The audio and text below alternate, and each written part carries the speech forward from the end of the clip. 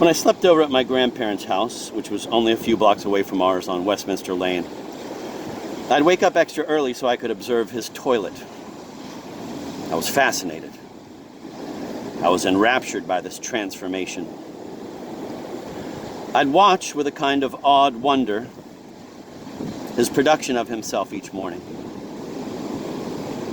By the complete socio-biological metamorphosis from the rumpled, musty-smelling little man I'd glimpse emerging from my grandparents' bedroom into that great, gleaming, redoubtable, fragrant narcissist. He listened to WINS news on a little transistor radio in a calfskin case as he shaved every morning, splashed on his vetiver, ate his breakfast, and galvanized by his coffee and his boiled egg into that great man of action, that great public man,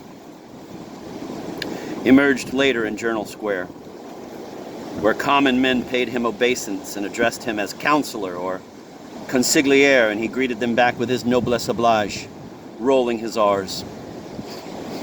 He was to me then a splendid, formidable, charismatic sight to behold. A man who'd been known all over Jersey City as someone with the temerity to stand up to the powerful political machine of Frank, I am the law Hague. I was born in Margaret Hague Hospital, the maternity hospital named after his mother. Though there was for me, even at that age, ironically, something of the boss, something of il douce about Ray himself. He was most floridly, most grandly and exultantly himself in the piazza, in Journal Square, in public. He seemed to chafe at the constraints of domesticity. We'd drive in his shiny Cadillac past those little canals in Kearney or Secaucus, those iridescent slurries of mercury and PCBs, the classical station WQXR blaring from the radio at head-splitting volume. It's amazing, isn't it, how perfectly this big bald deuce from Estonia, steering his gleaming Eldorado with its deafening Puccini past psychedelic streams of toxic sludge, presages Mussolini, piloting his flying balcony through the polychromatic concourses of this mall at the very end of Gone with the Mind. It's amazing how so much of this was already there, intact, back then, how so much of it was already written. When he got older, he developed a tendency to make these odd, completely gratuitous telephone calls, these peremptory rebukes that would just come out of nowhere. The phone would ring, you'd answer, and without so much as a hello, he'd snarl, "Why aren't you watching Golda Meir on Face the Nation, you dumb bastard?" And he'd hang up.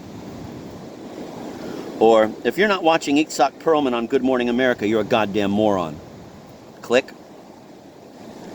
It almost seemed to me that though he was still alive, Ray was already speaking from beyond, that this was some kind of trans-dimensional ventriloquism, that he'd thrown his voice into the land of the dead and it had ricocheted back somehow into the mouth of my superego as my own voice of judgment and accusation.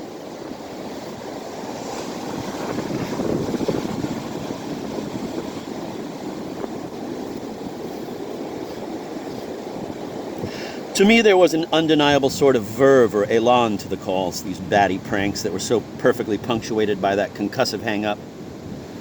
But there were people in my family, most of the people in my family, I guess, who found these calls particularly unamusing, who thought they were just jarring and mean. But I liked them.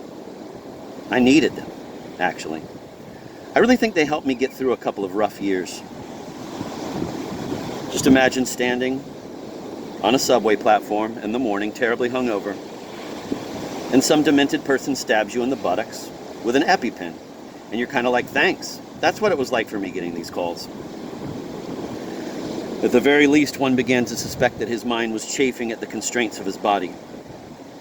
But as much of his health deteriorated, he never completely abandoned the piazza, refusing to relinquish his status as a public being, stubbornly performing that role even in its abjection, incorporating all his mortifying indignities, his hydrocele, his colostomy bag, the blend of feces and vetiver left in his wake, these conspicuous signs of morbidity, without any shame. In fact, with a perverse kind of pride and vanity.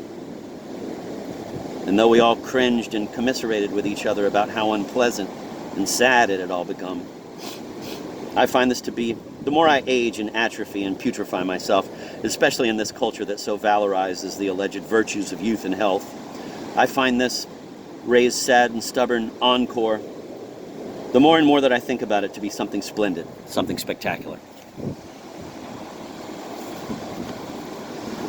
The last time I saw him, he was dying in a room at Christ Hospital in Jersey City. He was lying there, shrunken, wheezing, his eyes wide and bulging with fear and surprise.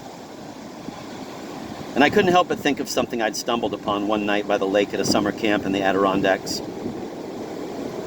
A frog in the gaping jaws of a snake, its eyes wide and bulging, as it was inexorably drawn into the abyss by the snake's peristalsis. And my mom said to my grandfather, and I don't even know why I was privy to this, an interloper to such intimacy, she said to him, "Dad, we've had such wonderful times together. You can let go now. You don't have to fight so hard." And I thought it was the most magnificent, the bravest thing I'd ever seen her do. And you know, what a magnificent, brave person I think she is. But I also thought, why do we have to wait until we're literally dying? Until we're already in the jaws of the serpent? For some loving, benevolent person to say to us, you can stop fighting so hard. It's okay, let go. And this letting go is one of the things we, the imaginary intern and I, mean by Gone with the Mind.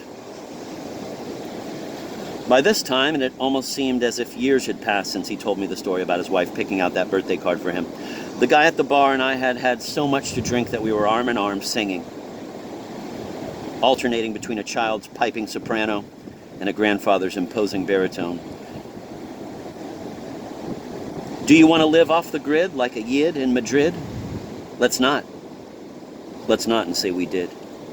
Would you like to eat squid in a pyramid with Billy the Kid? Let's not and say we did. When I was a little boy, I was so sensitive that the sound of beautiful music like This Diamond Ring by Gary Lewis and the Playboys, or I'm Telling You Now by Freddie and the Dreamers, or Game of Love by Wayne Fontana and the Mindbenders would make me physically ill.